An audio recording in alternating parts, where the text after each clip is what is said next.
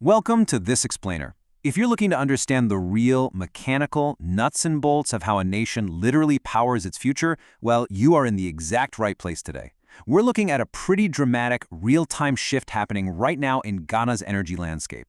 We are talking about a country moving away from heavy, almost suffocating financial burdens tied to old power contracts and shifting straight into a dynamic, highly ambitious green transition.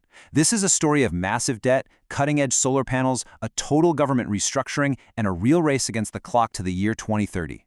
Here is our roadmap for today. First, we'll look at clearing the energy debt. Second, the 89% milestone. Third, a green institutional shift. Fourth, scaling up renewable energy. And finally, we'll wrap up with the big push to 2030. Okay, let's dive right into Section 1, clearing the energy debt. So, picture this. In 2025, Ghana had to spend a staggering $1.47 billion just to rescue its energy sector. And then, in early 2026, they followed that up with a $597 million repayment to the World Bank. You might be wondering, why such massive payouts?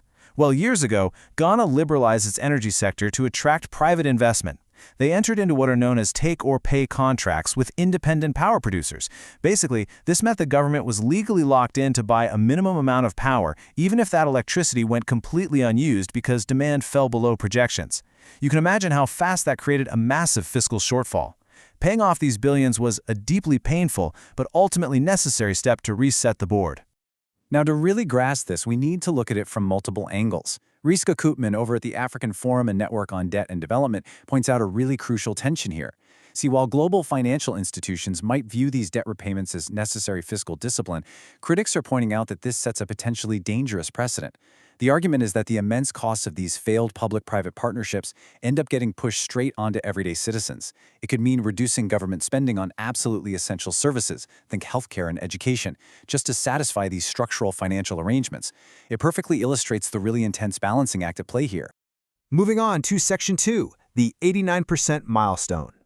Now, you'd probably think those massive fiscal headwinds we just talked about would completely stall out any physical infrastructure progress, right? Well, actually, no. The government's National Electrification Scheme has kept moving forward, making some truly remarkable progress on the ground across the country. Think about these numbers. By 2024, Ghana successfully reached an 89.03% electricity access rate. That is a monumental achievement in sub-Saharan Africa. But the contrast is pretty stark. That remaining 11% represents roughly 3.7 million people who are still unelectrified. Ghana is incredibly close to the finish line, for sure, but reaching those last highly remote communities is historically the single most difficult and most expensive part of any national grid expansion. All right, Section 3, a green institutional shift. You can actually trace a country's changing priorities just by looking at what they name their government departments. We go from a heavy focus on petroleum and power back in the 2010s into a unified Ministry of Energy in 2017. But the real symbolic and practical anchor here happened in January 2025. Through an executive instrument, it was officially established as the Ministry of Energy and Green Transition. Adding those two words, green transition, is a definitive signal.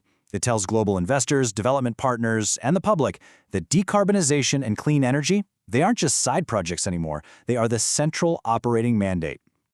Which brings us to Section 4, scaling up renewable energy.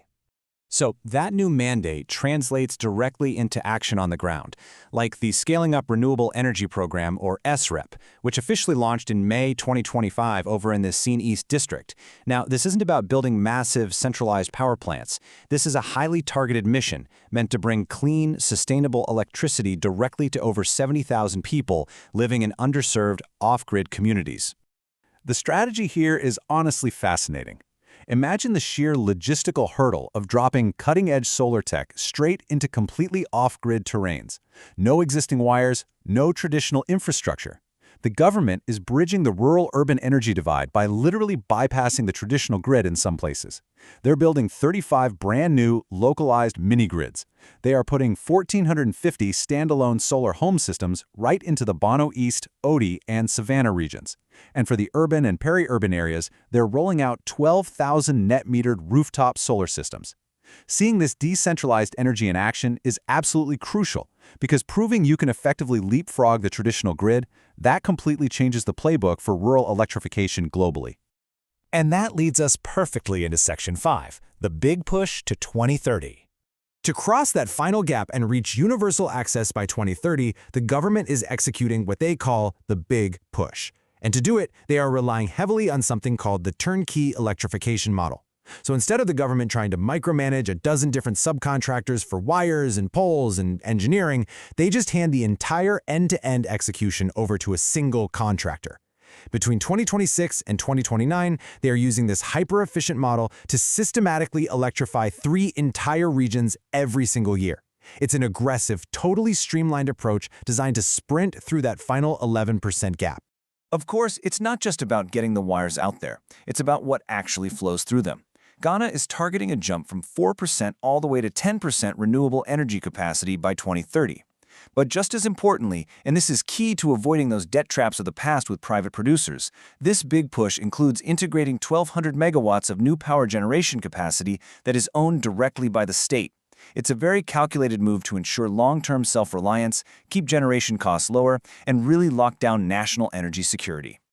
So, what does this all mean in the grand scheme of things? Well, Ghana isn't doing this in a vacuum. They're working in partnership with global initiatives like Mission 300, which is this massive joint effort by the World Bank and the African Development Bank to connect 300 million people across Africa to electricity by 2030.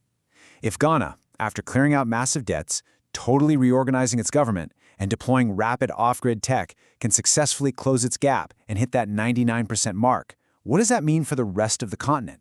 Ghana's blueprint, with all its successes, its financial growing pains, and its shift to a green transition, might just be the exact roadmap the rest of Africa needs. Thanks so much for joining me for this explainer. Keep learning, keep questioning, and I'll catch you next time.